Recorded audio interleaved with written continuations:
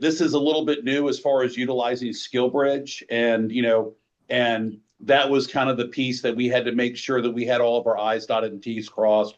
So we got support from HR now that they fully understand what's going on. We had the MOU go through our legal folks. They're perfectly fine with it. So we've done that piece. So basically what we're trying to find is what are the next steps that David and his team have to do in order to get set up, put a posting, and then he can talk more about the position we're at. And that's part of the reason why we were kind of didn't want to talk about it right away, because we had to get all that stuff kind of less in the background because we didn't want to, overstep. Okay. So that's why. So let me tell you, you're leaps and bounds ahead of everyone else, like you generally are over in Chesterfield. The fact that you actually took the time to share the MOU with your HR and your legal team is a massive accomplishment. I talk about this often at NAFA I&E, but Craig, you know this. Well, you're in a higher position now than you were when you and I initially met. I bet you one of the reasons you got there is because you're able to communicate not just within your fleet department, but also outside of fleet, with HR, with your legal department, with those folks. And that's what we've been trying to get the fleet leaders to do, to get outside their comfort zone and go talk to HR, go talk to their legal department. So the fact that you've already shared this with them, I don't want you to minimize. Now, I would like to a drum roll for David, who filled those shoes of yours, Craig. And I want you to tell us about you. B, tell us about your fleet. And then C, tell us who you're looking for. Who are you looking to hire? All right. So to start with, I'm David Cottingham, fleet manager now. Been with the county 20 years, 30 years in the industry, Wow. So I've been here a little while. Wow.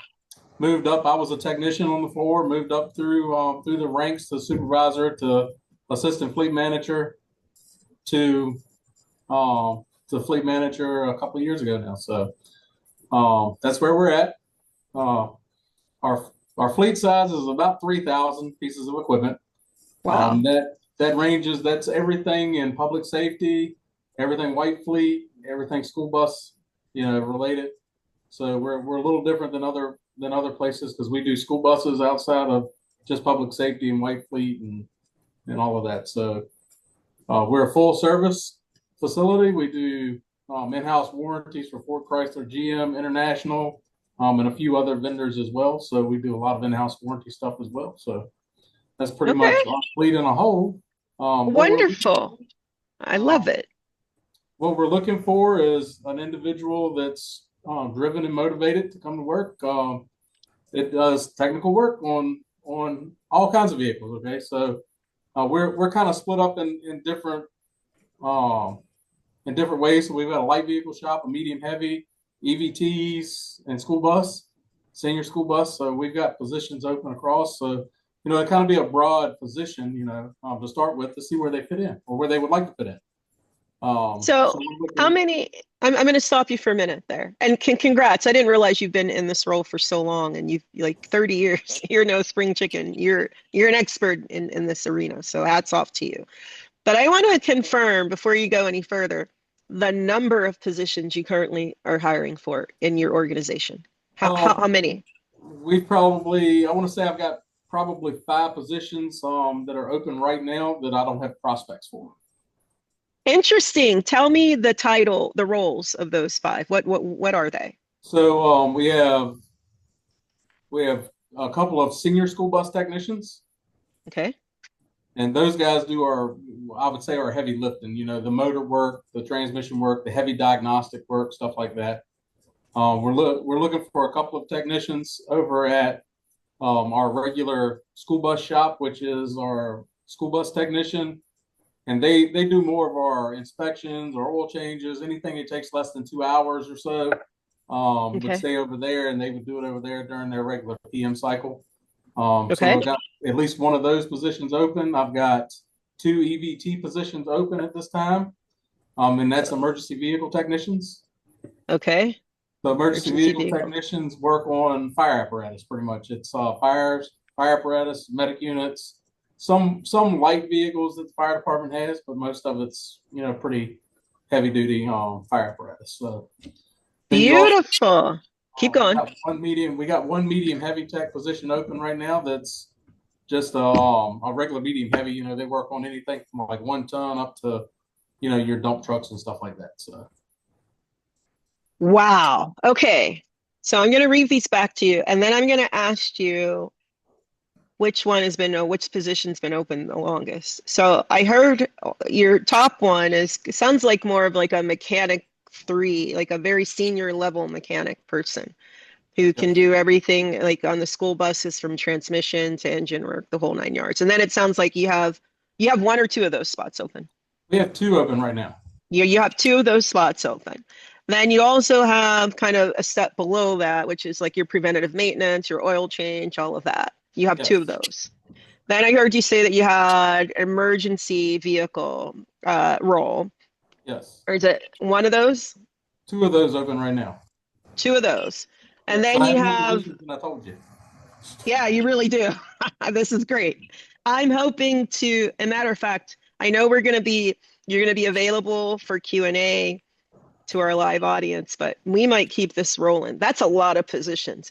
Wouldn't it be great to fill every single last one of them between now and April come NAFA I&E through this program? Wouldn't that be wonderful? We only need 1 to make it a success story, but it wouldn't be great to fill them all. Okay, and then the last role, you said that was a medium to heavy duty person. Yeah, medium heavy is that right? Technician. Yeah. Okay, got it. And there's 1. There's 1 of those roles. There's 1 of those right now. Yeah, just 1. Beautiful. So I know that in prior episodes, you know, I've spoken to a lot of the leaders, senior leaders like yourself and Craig. Fernando comes to mind over in California and Bradley's group. And they were talking about leadership skills, particularly leadership skills in technicians that they are looking to interview. Right. So I wanted to touch on that only for 2 reasons, mainly because I think people get they think being a technician is all dirty work. And it's not. It's certainly not. It's a professional role with leadership responsibilities that you said yourself, David. You started off in a tech role, and here you are, you're over the entire fleet department. Right. Why is that important to the people at Chesterfield when it comes to identifying leadership capacity within their tech roles? And B, if it is important, why and how do you check for it when you're screening these folks? And I want our military fleet pros to grasp this, because oftentimes they're overly qualified for these positions, right? But being able to translate those leadership skills from the military onto the civilian side of things, it gets muddy sometimes. Right. So we'll start with, you know, a lot of times it's first impression. Okay, let's start with the leadership. What you see first impression when they come in for interviews. You know, they should come in. Most of my guys that are in leadership roles or in supervisor roles, they're looking at the way you're dressed. You know, the way you're handling yourself. It's been said to me a long time ago by fleet managers, you've got to dress for the job that you want. So you dress above what you want, and you know you're good. So come in prepared for the interview, do your studies. You know, if you study before you come in to know what the organization is and be able to answer those questions, because we're going to ask you questions about the organization to see, you know, how interested you are. So if you come in and we ask you the question of, what do you know about fleet services, you know, and they can tell us about Chesterfield Fleet Services, certainly we want to hear that. That means you're interested, you know, you really want to be devoted to it, you know. So if you spent your time prior to getting here to study, that means a lot. Then answer the questions, answer the questions professionally, you know, give us professional answers. You know, I like questions. I like answers that are, you know, to the point. You know, give me what we're asking for. I don't like an essay. You know, I don't like to be sitting there for hours and hours listening to a question being answered. So, That shows good leadership, because like in my role, Daniel's role, Craig's role, we don't have time for an hour conversation, but we got 5 minutes. So you give me a 5-minute high-level overview of what's going on and where we're going with it, that shows real leadership, because you've got it handled. So that's kind of what we look for, and in that, we're always looking for leaders in the shop floors. You gotta always have people to help you with that. We're not always out there. Supervisors can't always be out there, so they've got to have somebody that can help guide the guys that are out there, the ladies that are out there, guide them in the right direction, especially when you got new people. Then you've got to look back. We've got to look, at the future of what we're going to leave. Like I said, I've got 30 years, legacy, 20 years here. One of these days, I'm going to retire, or Daniel will retire. We've all got about the same amount of time in the field. So, in 5-10 years from now, somebody's got to take our places. So we've got to put people in places, and the county likes to promote within. So we certainly like to put people in places so they can succeed.